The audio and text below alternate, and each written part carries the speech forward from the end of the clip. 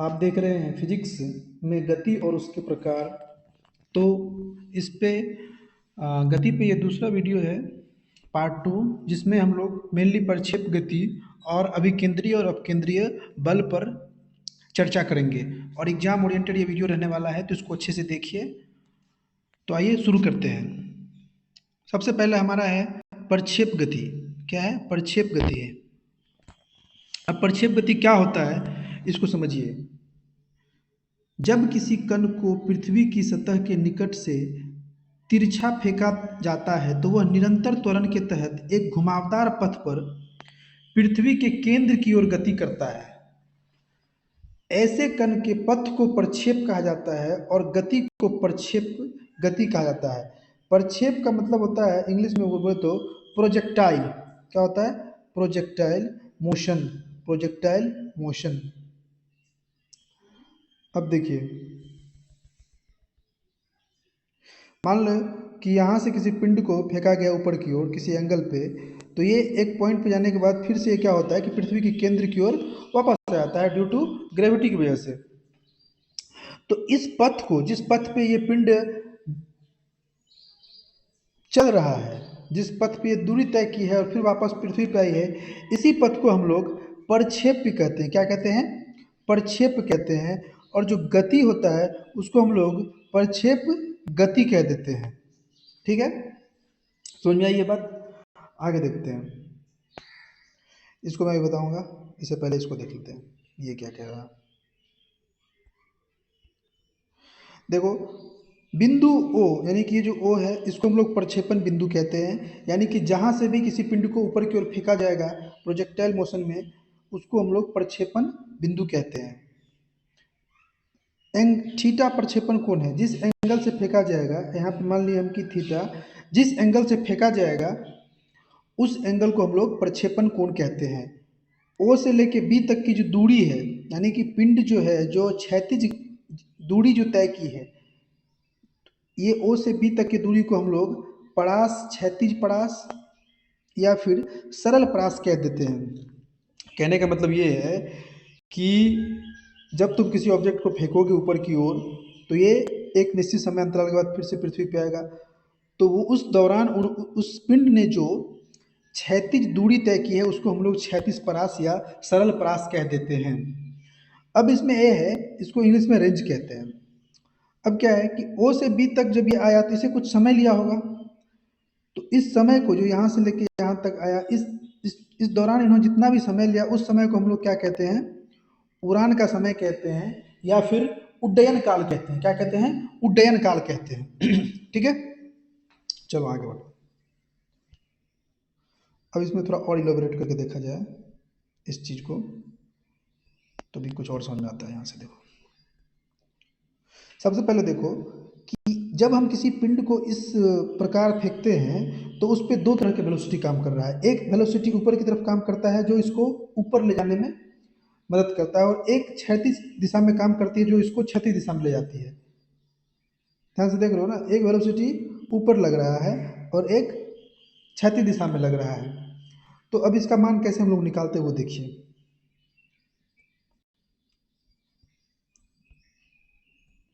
जैसे कि यहाँ से किसी कोई एक वेलोसिटी ये u से ट्रेवल किया, तो बट u से फेंका गया, तो एक वेलोसिटी ऊपर लग रही है और एक वेलोसिटी क्षैतिज दिशा में लग रही है। और किस एंगल में फेंका गया है? तो थीटा एंगल में फेंका गया।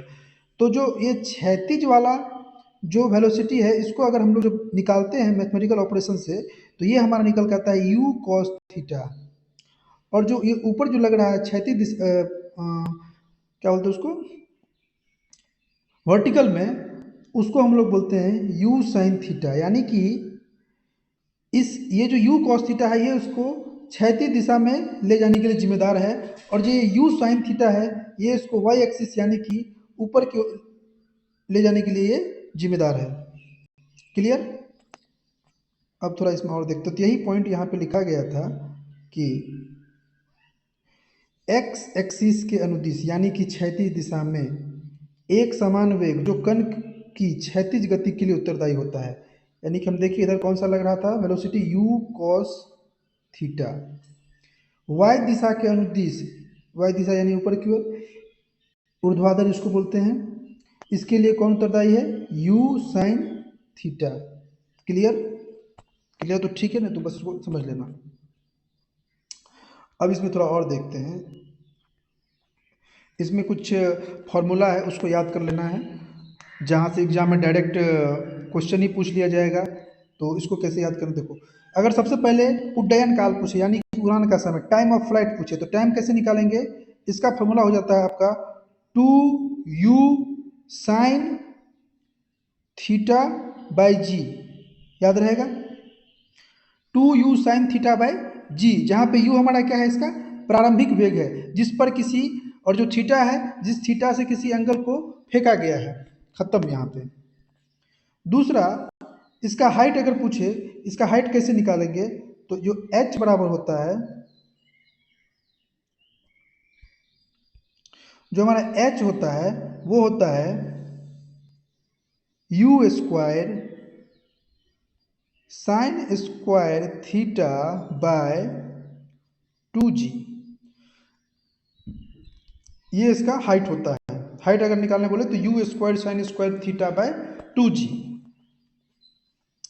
क्लियर है कि नहीं, ये बताइए। क्लियर है? अब अगला है ये डिस्टेंस यानी कि रेंज। ये रेंज कैसे हम लोग निकालेंगे? ओ से बी तक जो दूरी तय की है, इसके निकालने के लिए जो फॉर्मूला होता है वो होता है, यानी कि जो परास जिसको हम लोग हिंदी में बोलते हैं, वो r बराबर होता है u square sine 2 theta by G. ये याद रहेगा, ये फॉर्मूला, ये तीनों फॉर्मूला को याद कर लीजिएगा।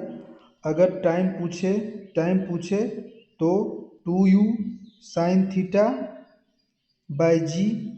क्लियर?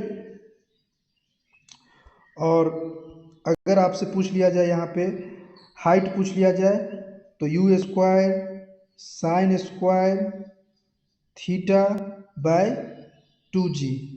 यहाँ तक क्लियर है? बिल्कुल ठीक है। अब आपसे पूछ लिया जाएगा कि जो ये मैक्सिमम, जो आप जो ये क्षैतिज दूरी है, ये मैक्सिमम कब होगा, यानी कि जो रेंज है वो मैक्सिमम कब होगा? ये तब होगा जब आप थीटा एंगल का मान 45 डिग्री से किसी वस्तु को ऊपर की ओर फेंकते हैं, तब जाके ये जो क्षैतिज दूरी है, ये मैक्सिमम दूरी तय करती है। तो इसका जो हम लोग मान निकालेंगे, वो देखिए। आर का फॉर्मूला भी पढ़ाए थे आपको हम। आर बराबर क्या होता है? U square sine 2 theta by G. इसमें वैल्यू पुट कर दीजिए। जब इसमें आप वैल्यू पुट कीजिएगा, तो आपका आर मैक्सिमम निकल के क्या आ जाएगा? यू स्क्वायर साइन 2 थीटा यानी कि साइन 90 बाय जी। तो साइन 90 कितना होता है? 1 होता है। तो आर मैक्सिमम जो होता है, डायरेक्ट निकालने के लिए क्या हो जाएगा? कुछ नहीं करना, यू स्क्वायर बट्टा जी, यानी कि जिस गति से फेंका गया उसका स्क्वायर कीजिए, और नीचे में जो है सो जी का मान रख दीजिए, तो आपका ये है आर मैक्सिमम निकल के आ जाएगा। तो आर मैक्सिमम निकालने के लिए जो थीटा का मान है वो कितना होना चाहिए? वो 45 डिग्री होना चाहिए। आइए अब आगे बढ़ते हैं। तो ये सारा पॉइंट क्लियर हो गया। तो ये हमारा था आपका प्रक्षेप्य गति। प्रक्षेप गति क्या होता है, इससे रिलेटेड सारे पॉइंट को देख लिए। परास क्या होता है, उड्डयन काल होता क्या होता है, और हाइट कैसे निकालते हैं, ये तीनों फॉर्मूला को ध्यान रखना है। उसके बाद जो है सो किस एंगल से इसे फेंका जाए कि ये मैक्सिमम दूरी तय कर ले, तो ये हमारा हो जाएगा। अगर हम लोग थीटा का मान 45 डिग्री रखते हैं, तो उस केस में ये मैक्सिमम क्षैतिज दूरी तय करती है। आगे ये अगला हमारा अभिकेंद्रीय बल। अभिकेंद्रीय बल के बारे में हम लोग जानेंगे और देखेंगे क्या होता है। सबसे पहले अभिकेंद्रीय बल की होता क्या है वो देखो। वक्र, सबसे पहले अभिकेंद्रीय बल लगता क्या है? सर्कुलर पाथ पे अगर कोई वस्तु ट्रेवल कर रही है, अगर कोई वस्तु गति कर रही है, कोई पिंड गति कर रही है, जिसका रेडियस मान लो कि कोई आर होने वाला है, और वो किसी वेलोसिटी v से उस पाथ पे ट्रेवल कर रही है, तो क्या होता है ना कि इसमें अभिकेंद्रीय बल वक्र रेखीय गति में किसी वस्तु पर लगने वाला बल है, जो घूर्णन अक्ष या वक्रता केंद्र की ओर निर्देशित होता है। सर्कुलर पाथ पे मान लो कि किसी डिस्टेंस आर रेडियस पे कोई वस्तु भी वेलोसिटी से ट्रैवल कर रही है, तो सेंटर की ओर एक फोर्स लगता है जो इसको सेंटर की ओर खींचने की टेंडेंसी रखता है, टेंडेंसी करता है, मतलब वो सेंटर की ओर एक फोर्स लगता है। उसी फोर्स को हम लोग कहते हैं अभिकेंद्रीय बल। क्या कहते हैं उसको हम लोग? अभिकेंद्रीय बल कहते हैं। अब देखो यहाँ पे जो है सो दो बात रखनी है। जब किसी वेलोसिटी v से जब ये ट्रैवल करेगी तो कुछ ना कुछ इसका एक्सेलरेशन होगा। तो एक्सेलरेशन जो इसका होगा वो सेंटर की ओर होगा। क्या होगा? सेंटर की ओर होगा। तो एक्सेलरेशन इसका क्या हो जाएगा? ए बराबर होता है वी स्क्वायर बाय आर। क्या होता है? ए बराबर वी स्क्वायर बाय आर होता है। तो यहाँ से हम लोग निकालते हैं फोर्स। देखो फोर्स कैसे निकालेंगे, तो पढ़ाए थे न्यूटन के सेकेंड लॉ में, एफ बराबर होता है मास इंटू एक्सीलरेशन। तो मास तो एम रहेगा। अभी एक्सेलरेशन क्या बताए थे?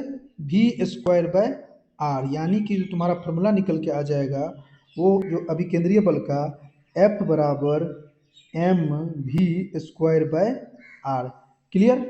यहाँ तक क्लियर है कि नहीं वो बताओ। क्लियर है? अब इसमें देखो और क्या क्या दिया गया है। अभी केंद्रीय बल की इकाई न्यूटन है। क्या है? न्यूटन। कोई भी बल होगा उसका इकाई न्यूटन होगा, इसमें तो सोचना नहीं है। अभिकेंद्रीय बल हमेशा वस्तु के विस्थापन की दिशा की लंबवत होती है। सही बात है। इसमें कहा क्या, जैसे कि कोई ऑब्जेक्ट घूम रहा है घूम रहा है घूम रहा है, तो इस पॉइंट पे कोई एक पॉइंट मान लो इस पॉइंट पे ऑब्जेक्ट का वेलोसिटी क्या होगा? v होगा। जो सर्कुलर मोशन में हमेशा ध्यान रखना, जो ऑब्जेक्ट का वेलोसिटी होता है वो क्या होता है कि टेंजेंट के लाइन पे रहता है। मतलब कि ये टेंजेंशियल लाइन है, इधर वेलोसिटी होगा, इस पॉइंट पे इधर होगा, और इस पॉइंट पे अगर बात करें तो ये टेंजेंट की तरफ होता है। और इसमें जो बल लगता है सेंटर की ओर लगता है, तो ये हमेशा 90 डिग्री के एंगल पे होता है। ये यही कह रहा है कि अभी केंद्रीय बल हमेशा वस्तु के विस्थापन की दिशा के लंबवत होता है। ठीक है। न्यूटन के गति के दूसरे नियम का उपयोग करते हुए यह पाया गया है कि वृत्ताकार पथ पर गतिमान वस्तु का अभिकेंद्रीय बल हमेशा वृत्त के केंद्र की ओर कार्य करता है। तो अभिकेंद्रीय बल जो होता है वो किधर कार्य करता है? अभिकेंद्रीय बल आपका जो है वो क्या होता है? सेंटर की ओर लगने वाला एक फोर्स है, जिसका फॉर्मूला यहाँ पे लिख दिया गया है एफ बराबर M B square by two. F बराबर M V square by two. इसको याद करना है इस फॉर्मूला को। और सेंट्री अभी केंद्रीय बल जिसको हम लोग इंग्लिश में सेंट्रीपिटल फोर्स भी कहते हैं, ये सेंटर की ओर कार्य, ये सेंटर की ओर लगने वाला एक फोर्स है। ठीक है। अब देखते हैं इसमें आगे क्या दिया गया है। इसमें कुछ एग्जाम्पल दिया गया है, उसको एलोबरेट करते हैं और समझते हैं क्या होता है ये। जब किसी गेंद को धागे पर घुमाया जाता है या लेसों को घुमाया जाता है तो रस्सी पर लगने वाला तनाव बल वस्तु को केंद्र की ओर खींचता है। ठीक है। मान लो कि ये एक रस्सी है, इसमें एक बॉल है, तुम इस बॉल को घुमा रहे हो ऐसे करके चारों तरफ, तो इसमें जो टेंशन लग रहा है, तनाव बल, वो जो है इसको बॉल को अपने ओर खींच रहा है, यानी कि सेंटर की ओर खींच रहा है, हाथ की ओर खींच रहा है, केंद्र की ओर खींच रहा है। ठीक है। तो इस केस में जो बल लग रहा है वो कौन सा लग रहा है? अभिकेंद्रीय बल लग रहा है। बट तुम देखोगे जब तुम इसको घुमा रहे हो घुमा रहे हो घुमा रहे हो, तो ठीक है घूम रहे हो, जब जैसे ही तुम इसको छोड़ोगे ना तो ये सीधा ऐसे भागेगा, टेंजेंटियल लाइन की ओर भागेगा।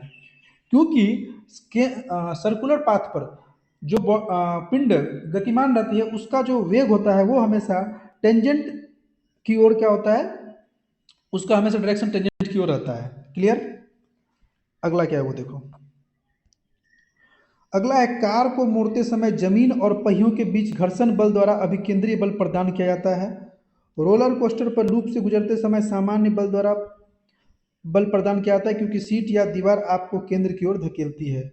और फिर है जैसे कि सूर्य के चारों ओर परिक्रमा करने वाला ग्रहों के लिए अभिकेंद्रीय बल गुरुत्वाकर्षण द्वारा प्रदान किया जाता है। बिल्कुल सही बात है। वहाँ पे जो हमारा सेंट्रीपिटल फोर्स का काम कौन करता है? ग्रेविटेशनल फोर्स करता है। ठीक है। जैसे कि अब मान लो कि इलेक्ट्रॉन का, जैसे कि ये न्यूक्लियस है, इसके चारों ओर इलेक्ट्रॉन का मूवमेंट होता है, ये भी किस पे काम करता है? अभी केंद्रीय बल पे ही काम करता है। ठीक है। क्लियर है या नहीं वो बताओ। अच्छा एक चीज़ और बताते हैं तुमको, अभी केंद्रीय बल क्लियर समझ में आएगा। ये कोई मान लो कि सर्कुलर ट्रैक है, इस पे कोई कार जो है सो ट्रेवल कर रही है, तो तुम देखते होगे कि जब सर्कुलर ट्रैक पर कोई गाड़ी ट्रेवल करती है तो तुम्हें झटका लगता है, तुम बाहर की ओर फेंका जाते हो। लेकिन गाड़ी क्यों नहीं बाहर की ओर जाता है? क्योंकि एक फोर्स इधर काम कर रहा है, जैसे ही वो सर्कुलर ट्रैक पे है तो जाहिर सी बात है वहाँ सबसे पहले अभिकेंद्रीय बल आ जाएगा। क्या आ जाएगा? अभिकेंद्रीय बल आ जाएगा। तो अब सवाल ये उठता है कि जब ये कार सर्कुलर ट्रैक पे चल रही है, अभी केंद्रीय बल यहाँ पे काम कर रहा है, तो ये कार इधर की ओर क्यों नहीं आता है? मतलब कि कार सेंटर की ओर क्यों नहीं आ जाता है? तो इसका वजह है, इसका क्या वजह है देखो। इसका वजह ये है कि जब सर्कुलर ट्रैक पे कोई भी पिंड गतिमान रहती है, कोई भी कार, ट्रक, बस, जो भी जिसको भी बोलो, तो सेंटर की ओर तो एक फोर्स अभी केंद्रीय फोर्स काम कर रही है, लेकिन इसके टायर और रोड के बीच एक फोर्स लगता है जिसको हम लोग बोलते हैं घर्षण बल। क्या बोलते हैं? घर्षण बल। और सेंटर की ओर लग रहा है हमारा अभी केंद्रीय बल। क्या लग रहा है? अभी केंद्रीय बल। तो घर्षण बल और सेंट्रीपिटल फोर्स एक दूसरे को न्यूट्रलाइज कर देती है, इसीलिए कार पर कोई खास प्रभाव नहीं पड़ता है। वही अगर हम कार में बैठे रहे तो हम जो है सो बाहर की ओर लगता है कि बाहर इस तरफ, अगर मतलब कि दाएं ओर, दाएं ओर हम प्रेशर लगाता है कि हम लोग दाएं ओर जा रहे हैं, लेकिन अगर कार बाएं ओर मूव हो रहा है तो हम लोग को लगता है कि हम लोग दाएं ओर जा रहे हैं। ऐसा इसलिए होता है कि जो हमारा टेंडेंसी था वो तो था स्थिर होने का, मतलब बाएं ओर रहने का। क्योंकि अब कार मुड़ रही है तो वो इनर्शिया की वजह से हम लोग दाएं ओर जा रहे हैं। क्लियर है? समझ में आया? ठीक है। समझ में आया? उससे पहले इस टॉपिक से जो क्वेश्चन पूछता है अभी केंद्रीय बल से, उसको ध्यान रखना। टू दी पॉइंट अगर हम बात करें, अभी केंद्रीय बल का अगर फॉर्मूला पूछ ले तो क्या हो जाएगा? mv²/r। बल है तो इसका जो है सो ऐसा यूनिट क्या हो जाएगा? न्यूटन हो जाएगा। जो भी बल है उसका न्यूटन होगा। उसके बाद इसका ये पूछ लेता है, क्या बोलते हैं, ये कहाँ कहाँ लगता है? तो गेंद को घुमाने पर, या फिर कार को मोड़ते समय, सूर्य के चारों ओर परिक्रमा करने वाले ग्रह, या फिर इलेक्ट्रॉन का अपने अक्ष पे न्यूक्लियस के चारों ओर घूमना, ये जितने भी सारे हैं यहाँ पे अभी केंद्रीय बल काम कर रहे हैं। क्लियर? आगे आओ। अब देखो यहाँ पे थोड़ा सा और एलोबरेट कर दिया गया है, इसको समझ लो। ये देखो, ये एक बॉल को रस्सी से खींच के उसको स्पाइन कर रही है, तो यहाँ पे जो है क्या होता है, इसके हाथ की ओर यानी कि इस केंद्र की ओर जो है जो फोर्स लगता है उसी को हम लोग सेंट्रीपिटल फोर्स कहते हैं। और पता है ये एक सर्कुलर पथ में ट्रेवल कर रही है, तो इस बॉल का जो वेलोसिटी होगा वो होगा इसके टेंजेंट, सर्कल के टेंजेंट की तरफ वेलोसिटी इधर होगा, एक्सेलरेशन होगा इसके सेंटर की ओर। ठीक है? फोर्स लगेगा इसके सेंटर की ओर। तो वही कह रहा था कि फोर्स और वेलोसिटी के बीच में जो है हमेशा 90 डिग्री का एंगल बनता है जब हम किसी चीज को सर्कल पे उसको गति करवाते हैं या उस पर फोर्स लगाते हैं। ठीक है? क्लियर? अब पता है अगर जैसे ही ये घुमा घुमा के अगर बॉल को छोड़ दे तो सीधा बॉल भागेगी इधर, क्योंकि जो इसका वेलोसिटी का डायरेक्शन है वो उसके टेंजेंट की तरफ है, ना कि सेंटर की तरफ है। वो सीधा एकदम सीधी रेखा में भाग जाएगी, सरल सरल गति से। दूसरा देखो, ये कार है, ये एक टर्निंग पॉइंट है, यहाँ पे एक कार है तो इसका कुछ रेडियस होगा सेंटर, इसको जिस मतलब अगर कोई भी सर्कुलर ट्रैक है तो उसका जाहिर सी बात है उसका कुछ ना कुछ रेडियस रहा होगा, कोई ना कोई इसका सेंट्रल बिंदु रहा होगा। इस चीज ये मतलब सेल्फ अंडरस्टूड है। सर्कुलर ट्रैक, कोई भी सर्कुलर ट्रैक हो उसका कोई ना कोई फिक्स्ड पॉइंट होगा जिसको हम लोग सेंटर बोलते हैं, और एक फिक्स डिस्टेंस होगा उसको हम लोग रेडियस बोलते हैं। क्लियर?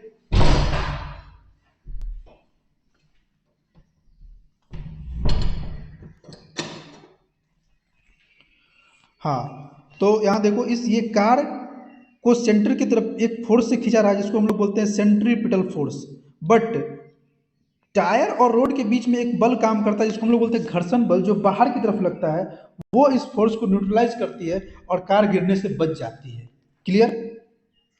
फिर यहाँ देखो, ये मतलब कह सकते हैं कि तुमको ये तुमको क्या बोलते हैं मेला वाला में देखने को मिलेगा। ये वाला एक बड़ा सा पटरी रहेगा, उस पर एक ये चक्का लगा रहेगा, उस पर गाड़ी रहेगा, इसमें लोग घूमते हैं और मजे करते हैं। ठीक है? तो यहाँ भी देखो, यहाँ भी एक सेंटर का निर्माण हो रहा है। सेंटर की ओर कौन सा फोर्स लग रहा है? सेंटर की ओर फोर्स लग रहा है सेंट्रीपिटल फोर्स। क्लियर? अगला देखो, ये सन है, इसके चारों ओर अर्थ घूम रही है, तो सन और अर्थ के बीच में जो ग्रेविटेशन सेंट्रीपिटल फोर्स का काम कौन कर रहा होता है?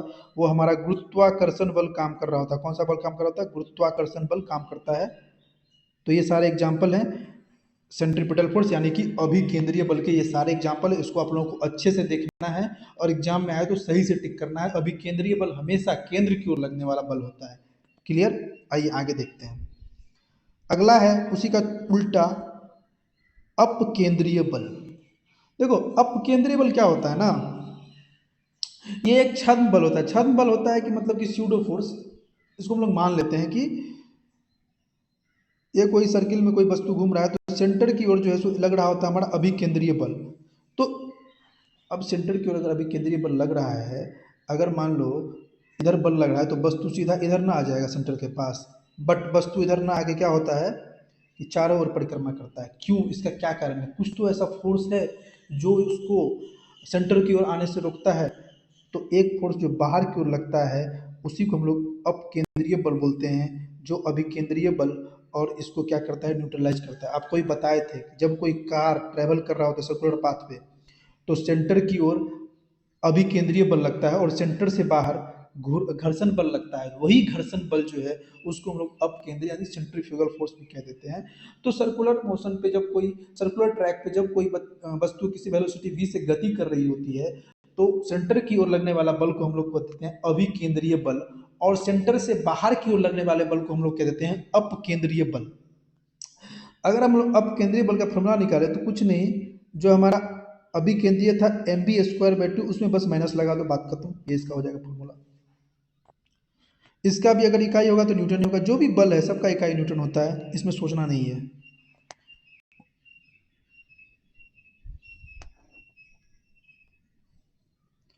अब देखो इसमें क्या सब है।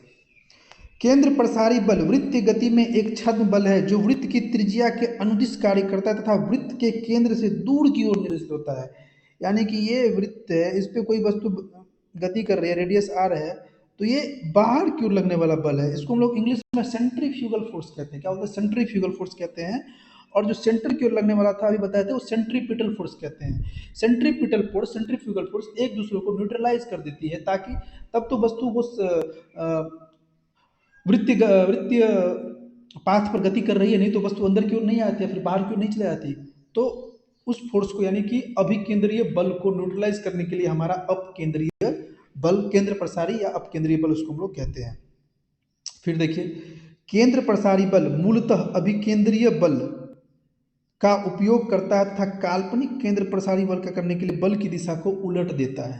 अभी बताए थे, माइनस लगा दो, mv²/r, खत्म। तो ये हमारा था अपकेंद्रीय बल। इसके हम लोग दैनिक जीवन में जो हम लोग का उदाहरण है उसको हम लोग देखते हैं। अभी ये बताए थे एक सिंपल सा उदाहरण की कार है, सर्कुलर पाथ पर ट्रेवल कर रही है, ठीक है, सर्कुलर पाथ पर ट्रेवल कर रही है, तो इसमें एक लोग बैठे रहते हैं, उसको लगता है झटका। क्या लगता है? झटका लगता है। कार को भी झटका लगना चाहिए, लेकिन कार को नहीं लगता है, क्योंकि कार का झटका कौन मैनेज कर रहा है? घर्षण बल मैनेज कर रहा है। लेकिन आदमी को तो कोई बल मैनेज नहीं कर रहा है, तो वही झटका लग रहा है ना, उसी को हम लोग बोलते हैं। वहाँ जो लग रहा है वो हमारा जो होता है केंद्र प्रसारक या केंद्र प्रसारी या अपकेंद्रीय बल लगता है। दूसरा सबसे जो इसका एक महत्वपूर्ण एग्जाम्पल है, एग्जाम में बार बार पूछने वाला क्वेश्चन, क्रीम निकालने की मशीन किस सिद्धांत पे काम करती है? तो इसको ध्यान रखिएगा, ये क्वेश्चन लगभग लगभग पूछा आता है। क्रीम निकालने की मशीन जो है सो ये हमारा अपकेंद्रीय बल, केंद्र प्रसारीय बल, सेंट्रीफ्यूग, जो भी ऑप्शन मिले मार देना, लेकिन अभी केंद्रीय नहीं मारना है, ठीक है। ड्राई क्लीनर, क्रीम निकालने की मशीन हो या फिर वो ड्राई क्लीनर हो, ये जितने भी है ना, ये सारे के सारे केंद्र प्रसारी बल पे ही कार्य करते हैं, मतलब सेंटर की ओर। क्योंकि क्रीम निकालने का मतलब कि क्रीम बाहर की ओर जाए हल्का होने के बाद, तो केंद्र से बाहर की ओर कौन सा बल लगेगा? तो हमारा केंद्र प्रसारी बल लगेगा। वाहन मोड़ पर चल रही है, भूमध्य रेखीय रेलवे एक बार मुख लेती हुई, ये सारे के सारे उसके उदाहरण है। तो एग्जाम में मेनली इस पर उदाहरण ही पूछा जाएगा, तो इसको आप लोग को टिक कर देना है। ये था हमारा आज का वीडियो। अब फिर मैं गति का एक और टॉपिक लाऊंगा, उसमें जो भी कुछ बचे हुए हैं उसको क्लियर करूंगा। तब तक के लिए आप इसको देखिए, वीडियो कैसा लगा कमेंट कीजिए, लाइक कीजिए, शेयर कीजिए, और तब तक के लिए जय हिंद। मिलते हैं अगले वीडियो।